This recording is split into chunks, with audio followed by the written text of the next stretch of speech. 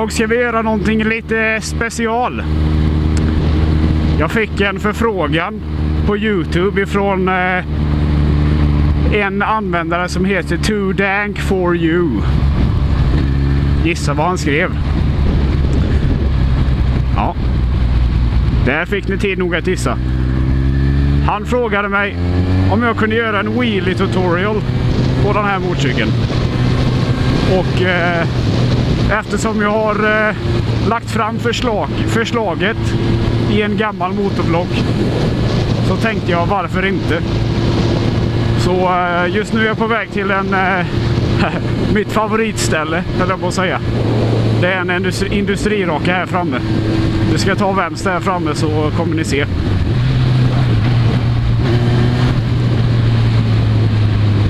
Här inne är det. Det brukar inte vara mycket folk här, så att vi kan stanna så kan jag snacka lite först. Vi ser. Så där, nu har vi lugn och ro. Nej, som sagt, om ni ska göra en wheelie session, om man säger så, att ni ska öva på att köra på bakan, så det här är inte de absoluta bästa förutsättningarna, men det är ganska bra förutsättningar för att du har fri sikt hela vägen. Du ser ifall det kommer ut en bil längst bort eller vid någon. Ja. Och det är bättre än att köra på vägen där trafiken går. Bara öppna visiret här för det är så jävla varmt. Nej, som sagt, ni ska ha bra förutsättningar. Och om det är första bakhjulsåkningen ni gör, så skulle jag inte föreslå att ni gör det på en fin hoj, för att risken är ganska stor att man gör något fel och så går det åt helvete. Och jag har kraschat 2 gånger när jag kört på bakhjul. Och den ena gången då körde jag på bakhjulet och så kom jag snett med styret, det har jag sagt innan också, och kastade som kull då. Så innan ni ens börjar så kan ni ju tänka på det, att ni ska liksom landa alltid rakt, för att oavsett om du kommer snett så kraften tar ju det framåt, och då försökte den rätta ut framhjulet liksom. Så tänk på det. Och något annat ni alltid ska tänka på, det är att håll foten där.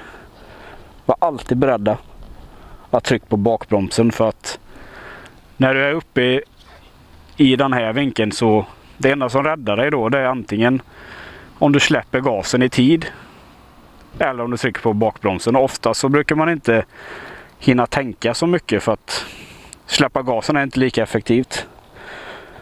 Och i ärlighetens namn så har jag inte fått in det helt 100, men jag har alltid foten på i alla fall. Och den tar en bit ner så att man får vara med lite. Och som sagt, kör inte på något som är dyrt. Kör helst på en gammal cross eller vad som helst. Crossar är mycket bättre, eller supermotarder, för att de väger inte så mycket. Den här får man ändå ge ganska mycket gas för att den ska komma upp till balanspunkten, om man säger så. Men vi kan dra igång lite smått. Startar vi upp den här. Just på den här hojen så är det enklare att få upp den på 2:an. Enklast på 1:an givetvis, men på 1:an är det väldigt känsligt hur du är på gasen, så att det finns knappt några felmarginaler som du kan göra liksom. Så mitt förslag är att lägga i 2:an. Börjar vi på 1:an här. Där har vi 2:an i. Och så när du kör då, så börja alltid innan med att ta foten på bromsen, sådär. Se till att du har fri sikt både fram och bakåt, för att det kan komma ett fordon som kör om dig, och liksom kommer du snett och kör in i fordonet, då blir det inte roligt heller. Och det finns 2 sätt. Det finns power wheelie och när man drar kopplingen.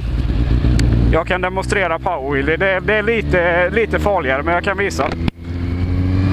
Då bara gasar man upp den. Så det går inte ens alltid.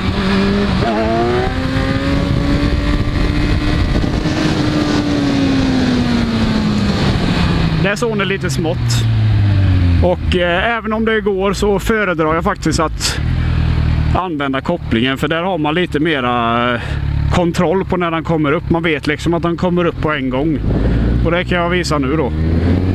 1:an, 2:an. 1, 2.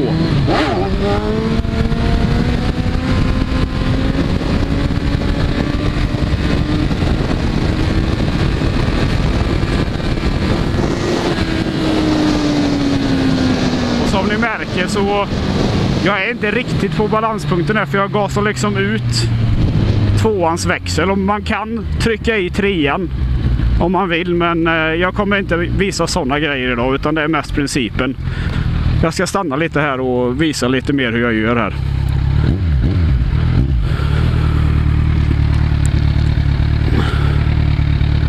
Vi ser.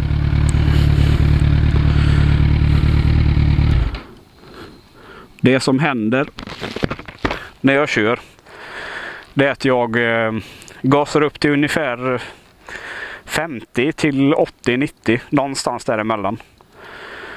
Och precis innan jag ska dra kopplingen så släpper jag gasen lite. Bara för att stötdämpningen ska sjunka ner lite och studsa upp, hjälpa till när jag studsar upp liksom. Så släpper den lite och så sjunker den ner. Och så drar jag kopplingen när den är på väg ner liksom. Och när jag drar kopplingen, då håller jag in kopplingen så. Vrider upp handtaget så att varven hamnar någonstans ganska högt, typ 9-10 000 varv där den är som starkast. Och sen bara släpper jag den så. Så långsamt är det liksom. Släpper gasen, drar in kopplingen, gasar upp, släpper. Det ska ni öva på. Alltså ni kan öva på det liksom framför datorn så här. Släpp gasen, dra in kopplingen, gasa upp och släpp. Jag kan visa det en gång till när ni vet hur man gör. Du vill se.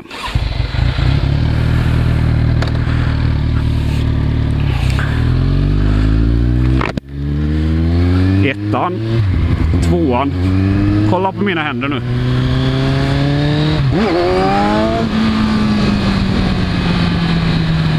Är ni med? Kolla på min högerhand.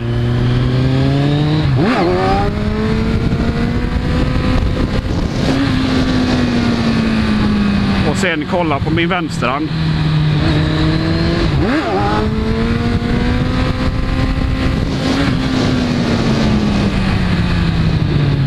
Och ja, även om man kan det här allting perfekt i teorin.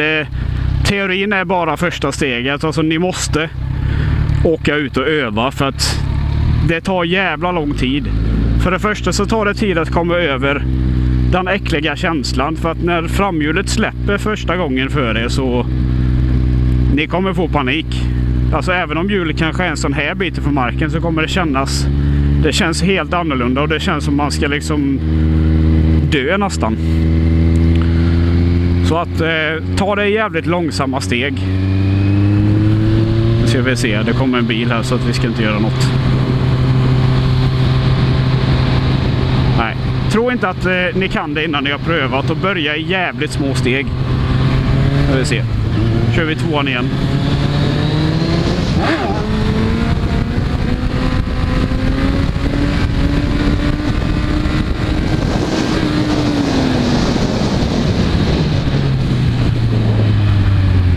Och jag är med bakbromsen precis hela tiden. Även om det inte verkar så. Jag är hela tiden beredd på att jag kanske kommer lite för högt och jag måste rädda mig själv. Som ni ser, foten är på bromsen hela tiden.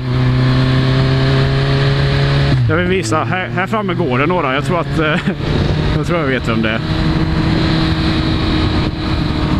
Vi gör en liten demonstration framför dem.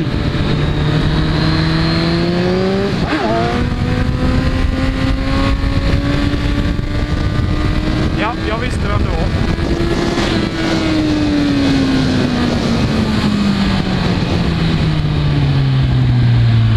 Och även om de två uppskattade att man körde på bakhjulet, de är motorentusiaster så att de älskar sånt, men allmänheten brukar inte älska sånt. Så tänk på att ifall det finns folk som kan störa sig i närheten, välj hellre ett annat ställe då. Du ska försöka köra på 3:an. Då får man komma upp i lite högre varv från början, typ 100. Och så får man rycka upp den lite. Vi testar.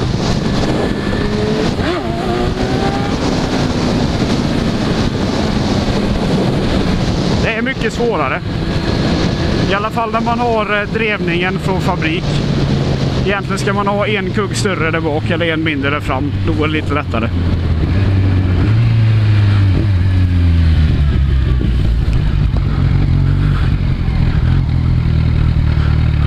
Han som går där framme, jag tror han följer mig på Instagram, så att han kommer nog se det här sen. Vi provar på 2:an igen. 50 någonstans.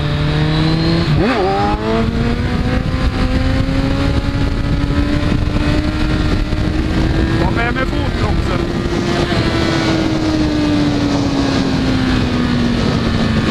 Och nu lär det egentligen ut fel, för att ni ska inte försöka er på det som jag gör. Alltså, jag kan demonstrera hur det kommer se ut ungefär när ni ska börja. Eller som jag tycker att ni ska börja i alla fall.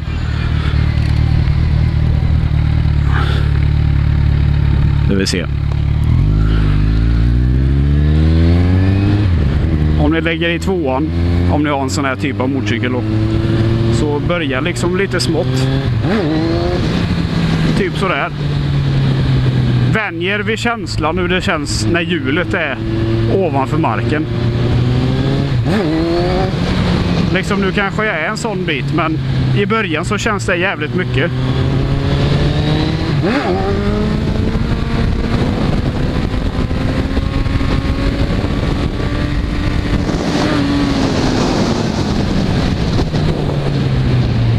Egentligen lite för mycket folk på den här raksträckan nu. Men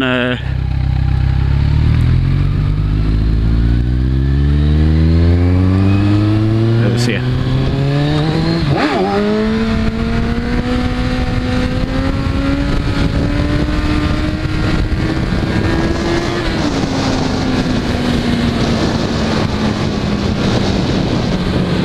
Om ni känner att det börjar bli lite för mycket folk, så byt hellre ställe i någon timme eller något och sen kom tillbaka, för att där finns folk som stör sig så pass mycket att de ringer snuten. Och man brukar känna av sånt. Det brukar så folk och kolla länge liksom, och inte om de sitter i bilen till exempel och kollar på er. Då är risken rätt hög att de bara vill se ert regnummer så att de kan ringa in till snuten. Så att lite den känslan får jag faktiskt här nu. Så att jag rundar av denna tutorialen. Jag hoppas att jag har lärt er något. Och krascha inte på bakhjulet vad ni än gör.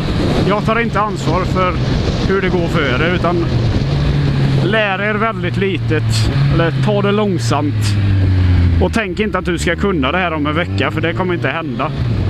Det tar liksom flera månader eller upp till år innan man kan det perfekt. Och jag kan det inte perfekt heller, men jag vet principen i alla fall.